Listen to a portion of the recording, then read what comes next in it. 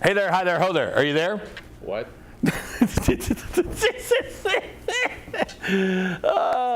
What? Sometimes things happen on snow days and everything, and so we're getting Brian mic'd up here. Don't do the Penn and Teller thing. Just don't.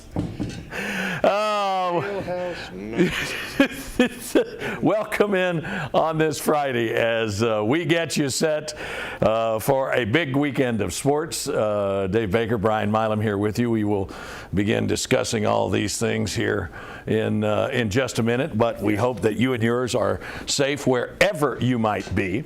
There won't be a lot of sports tonight. Joe Hawkins, ladies and gentlemen. Ladies and gentlemen. Thank you, sir. Appreciate it, Joe. Hello. What was on the cartoon where it said, hello, hello, hello, hello? No wonder check sibilants. He probably hadn't gotten up there to check you yet. I may just stand. Hey, look at that. Welcome into the Brian Milam Show, ladies and No gentlemen. wonder Bill Bryant he's got two microphones. You know, when you're an icon like Bill Bryant, I mean, right? Hi. This is cool just to be on Bill Bryant's microphone. Put the thing on and stop it. Won't be a lot of sports tonight. No Friday night game time tonight because of Mother Nature. But thanks, Bailey. What about that, really? I mean, but plenty going on this weekend, including tomorrow evening. Unusual 6 p.m. tip at Rupp. There have been several tips this year where the tip time has been, UK U of L was a 6, I believe. Yeah, I think you're right. And there have been just odd times for UK basketball to start, but it is 2024. Who knows what you're going to get tomorrow? Right. No, I get it. But UK and Georgia, it is a big ball game. Kentucky coming off an impressive win, I think, against Mississippi State, a very defensive-minded team. UK puts up 90. Now you've got a Georgia ball club that comes into Rupp Arena without having lost a road game. That's right. That's really unusual. Georgia, they got beat by Tennessee last Saturday, but before that they had a 10-game winning streak. Now, you want to talk about historical things that you're trying to overcome? That was the longest winning streak that Georgia basketball had had since 1947-48. Oh my gosh. I mean, not even Dominique and Vern Fleming. And I mean, the football team is usually winning 10 straight in a year, right? Yeah, in a lot of seasons, right? Know that. Yeah. Right. Game notes are the a great Bulldogs thing. put together a 10-game overall winning streak from November 24th to January 13th, their longest since the 48-47 season. Or 47-48 if they went back 47-48. Here we go, back in time. But Mike White, he left Florida, went to Georgia, has done a nice job, and they're a team. They're a team that can score as well. They've played a really difficult schedule. I mean, they played Oregon, they played Wake Forest, Miami, Providence, Florida State, and then they get into the conference schedule. And so, like I said, Kentucky went through this. I forget what year that was, but they had a team that really did not play very well at home, but played really well on the road. And that seems to be what the Dogs have got going. The Road Cats. But Kentucky has played so well this year. And when you compare it to the last, let's say 5 years, let's go 2020. I don't know. It's not a surprise when you look at the roster, but the way Kentucky has played the last 3 to 4 years, this has been refreshing in a lot of ways because it does look like a 2019 and before Calipari ball club in terms of just winning, scoring a lot of points, getting it up and down in transition, and putting a lot of pressure on the defense. Yeah, everybody's talking about the defense now, but you go through all these different phases. I think it's in all kinds of sports, right? I mean, you went through the whole juice baseball period and the juice baseball player period when they had the big home run chase, and everybody loved that. The rules in college football and in the NFL, I think, now favor the offense more. Oh, certainly. And Cameron Mills on the pregame was the other night was talking about you couldn't really body check somebody or stand them up when they were making a cut or whatever. So I think this is the trend in college basketball. I mean, in a non-conference schedule, Georgia was making 8 threes a game, and in SEC play, they're shooting 37.5% and knocking down over 9 threes a game. So while Kentucky can certainly score against anybody, this will be a challenge for them to not only recognize shooters but get to them and try to affect their shot. And I hope Georgia does improve and keeps improving, because when Mike White left Florida to go to Georgia, what are you doing? You know, Right. Florida has been, for the last, 30 years, they've been a major contender under Sure. Lon Kruger and then Billy Donovan, certainly. But they haven't been to a Final Four, have they? Maybe one since Billy, I think. Right. I mean, it's 97, but 98. it's still just the name Florida basketball yes. compared to Georgia basketball. Georgia hasn't been to a Final Four since '83 when my man Vern Fleming, and I think Hugh Durham. I think Powell County's finest Monroe Jones was on that team as well. But I've always wanted certain teams in the SEC to be better than what they have been. LSU, I think the SEC Rising is better. tide lifts all boats. Exactly, and I've always wanted LSU to be better just because the conference is better. And when a great, very good, excellent LSU team comes to Rupp Arena, just that name, I think, means something. We've seen Alabama basketball improve over the last several years in so many different ways. Will Wade tried to. Will Wade? He tried to improve LSU basketball. The problem was he was just. He waited 2 years. No, he was a jumped couple. the NIL gun. He was a couple of years ahead of everybody else in terms of NIL. But that happens, right? He was very much. I've said this with a little tongue in cheek, off of camera, behind the scenes, but it's true. How many teams with coaches that had maybe a little bit of a sketchy past, everybody can openly recruit with the NIL now? Those teams aren't as good now that legalized NIL is going on. Everybody is kind of in it to a degree. Everybody plays by the same set of rules. They don't play by the same set of financial support that other schools might have. But now everybody is literally playing by the same set of rules, where in the past everybody was supposed to, many did not. I don't see some of those same schools or those coaches enjoying the success they had when they were having certain things go on behind the scenes. I think the way I have phrased it up in the office and things before, and you may have heard this, is they were a lot better at NIL when they were the only ones doing it. We have Shannon on Facebook Live. Wants to know about any news on Big Z. I'll defer to you. No, and I know people don't want to hear this, and my buddy Cameron Mills and I go back and forth on this. I'm not saying it's right or wrong. I'm just trying to report kind of what it is that I hear. And I don't know. I imagine most of you people out there are familiar with what goes on in the medical field, right? So if you have a procedure done, okay, and you've got insurance, the doctors, the hospitals, or whatever will code whatever it is you have done. And according to the coding, that's how much insurance covers. So one of the most important jobs, I believe, for patients is the coder. If the coder codes it the right way, then insurance carries the bulk of it, which we all pay for. My understanding on the Big Z thing, the latest thing is there has not been any recent feedback from the NCAA, but that Z would have been much better had he just told people that he got paid for appearances or whatever.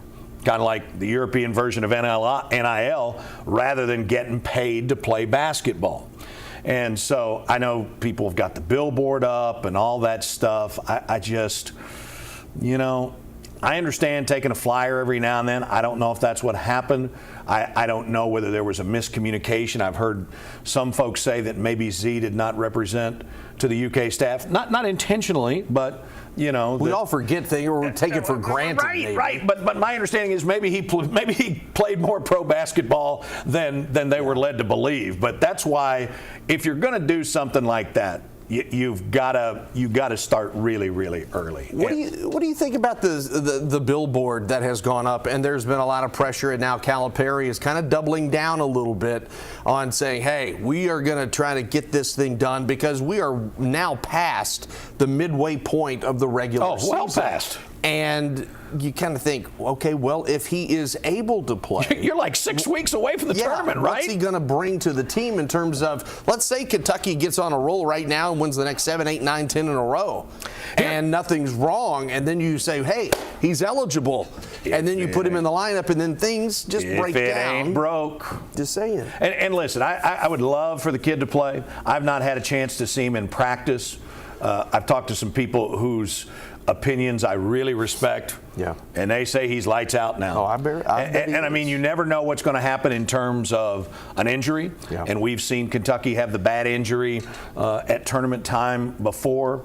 But I agree with you. I mean, even if they were to say today, you know, hey, he's ready to go or whatever. I mean, the one thing I point to is when the rotation changes. It affects what a team does. Now, Kentucky has certainly been able to pick it up, but I mean, Aduthiero was adding a real toughness to this team, and I think he played better than most anybody thought he would. And so they've had to adjust to him going out. But the one I look back on is when DJ Wagner missed that Carolina Wilmington game, and it just wasn't the same. Yeah. About Adu, I think people are very. They're not tight-lipped, but they're kind of cryptic in what an injury can be, because he had, for the first two games Adu missed, he had quote-unquote general soreness. Well, as you get older, most of us know you get general soreness by thinking about tomorrow, the next day. I'm a 5-star general in terms of soreness. And now, you know, it's come out that it's his back.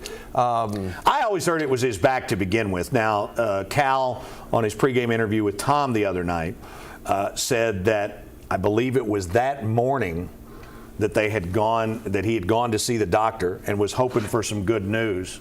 But I could be wrong about this. But you know, I did not see Adu out there for warm-ups. I mean, not even out on the court. I don't know. He was not there for warm-ups. Was he there on the bench during the game? He was. Okay, Yes, he was. okay. So, and when I had observed him the game before, I actually said on the air, I thought he was having a really hard time, you know, getting up and moving and things. You know, back is just. It's just so uncertain. I mean, you can do every bit of therapy in the world, and there are so many different things they can use now.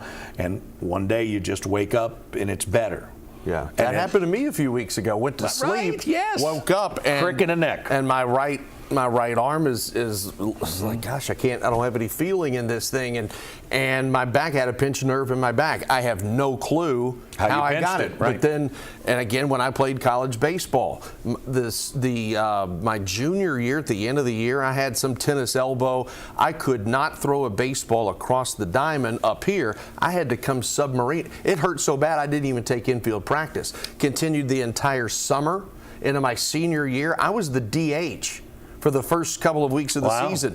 Wake up one morning and it's gone. It's gone. It's gone, and everything. Didn't have to get any injections or any sort of rehab. So it was just gone. Yeah, same thing. And it happened again about a decade ago. I had a shoulder situation, and it literally one day, it was so bad I could not fold a T-shirt. And I felt like, I thought to myself, and I even said to the doctor, I said, I felt like Muhammad Ali when he could not even control his faculties. And then the next day, a few days later, wake up and it's fine. It hadn't bothered me in a decade. Wow. Go figure. I don't know. And that's just part of it, you know, and Cal says some of those things like that, and people think it's just coach speak, but stuff like that happens. It does. And when people don't get the definitive answer, and that even leads to some conspiracy theorists like, oh, he's done this, he's done that, he or she has not lived up to, you know, there's so many conspiracies. Here's the thing, and I got into this back and forth with Cameron the other night. Here's the deal. They don't have to say anything. No, they don't. Okay, first of all, these guys, is even though they play and they're getting paid and everything, they are technically students. Right. And there is this, I think it's called FERPA, the Federal Privacy Act, and then there's also HIPAA, which prevents the release of medical information unless authorized by the student or their family. So, I mean, now I will say there are many in college athletics who use that as a reason to not reveal information to opponents. They'll just say something. Right.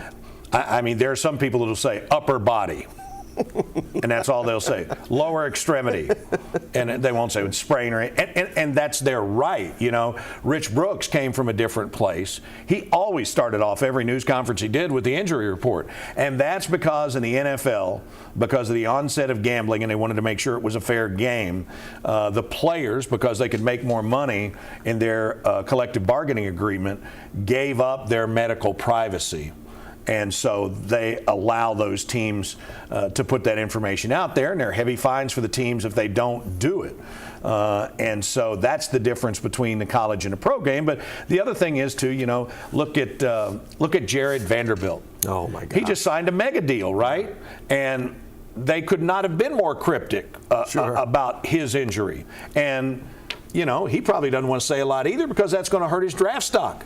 Same way with P.J. Washington, you know, who's now really playing well. So, you know, I understand the buy-in from the fans in terms of wanting to know and everything, but at the end of the day, it's a decision between those athletes, their parents, and the school. And I know some people that would like to fill out a FOIA to get the FERPA, but because of HIPAA, they get denied. If you would fill out the FOIA and you would come up nada, because HIPAA and FERPA are not subject to the FOIA. But I'll tumble for you. It reminds me of that scene in Good Morning Vietnam when he goes, well, if the VP was a VIP, we'd all be put on KP, you know, and then we'd be MIA. That's right. No high school basketball tonight. Don't forget tomorrow's event. Oh, we got that. Okay. That's coming up. Right. No high school basketball tonight, so there will be no game time. So some of us get to check out in about 3 hours and change. Look at you. Once we finish setting up tomorrow. And tomorrow we have the 15 Club Fan Fest. And that is going to be from 1 to 6 p.m. at the Central Bank Center, and we've promoted it all week. Now, one thing, please pass this along to everyone you know who is coming to Central Bank Center prior to the UK-Georgia game. You cannot, and nor will you be allowed, to bring in your own personal items for autograph. Okay. If you're wearing a jersey, a hat, yeah, that's different. But if you're bringing in a football helmet, if you're bringing in basketballs, if you're bringing in some sort of memorabilia that is not on yourself, purchased. You can't bring in a big gym bag full of stuff. You cannot do that. Now, last year that happened. There was several moments where people said, hey, you know, my dad had this signed by Joe B. Hall. Could you sign it as well? Would you please do so? And you cannot bring in any outside items that are not a jersey or a hat that you are wearing. You cannot bring in anything else. They will have a Team IP tent where you could purchase. It's kind of like going to the old wrestling matches a long time ago where you couldn't bring in a picture, but you could get a $5 Polaroid with the fabulous ones right there in the back of Louisville Gardens. You could not stop that. No, that was great. No. But that is at 1 to 6. We had a graphic, I thought, may not, but we'll have that on. There you go. Hey, there it is. There you go. That is tomorrow, 1 to 6, Central Bank Center. This year they are having it in halls A and B. Last year was just one hall. Now we've got 2 of them. CentralBankCenter.com if you would like to get more information, get your tickets, and the 15 Club Fan Fest sponsored by Clark's Pump and Shop. Return, refresh, refuel. See, that's the 3 R's. There Used you to be reading, writing, arithmetic, and now it's return, refresh, refuel. Speaking of wrestling, the 4th R. I was over. Yeah, that is. It should be the first R. I was over at the state capitol today and visiting with some people who work in the legislature and work around the legislature. And it was all I could do was think about you, because this is right outside the House of Representatives, and there are like 3-4 of us leaned up against the railing right there having a conversation about professional wrestling. And a guy was telling me about a chance encounter with the Nature Boy down in Tampa. Oh, I bet there have been a lot of chance encounters with the Well, no, this was legit. This was like, you know, but I was telling him that, speaking of Tampa, that our boy Bill Bryant, oh, yeah. his brother. That's right. This is cool. His brother is an accountant, and he moved down to Florida, and somehow he got hooked up with those guys, and he does the books for like a bunch of wrestlers. I think Bill told me his brother is an accountant in the ballpark. I may get the number wrong, but around 100. Can you imagine? Professional wrestlers present and past. Yes, absolutely. I'm thinking, man, that's a great way to, hey, I'm going to go hang out with Bill Bryant's brother and see if we can get some merch signed. It'd be pretty cool, though. But I mean, it's got a ton of work. Could you imagine the guys like the Big Show showing up like, a police officer, there's a 7-foot gentleman. Here's my shoebox. but I mean, they get hit now just like pro athletes everywhere. Oh, sure. They get hit by taxes in every municipality and state they play in. No question. So doing taxes for those guys is work. Yeah, I guarantee it. Want to thank everybody who has joined us. We've had several snow day crowd. Yeah, it is. You know, hope you have your bread, milk, and water, and cup of soup, everything. Pot of beans. Never mind. I was going to say something, but I won't.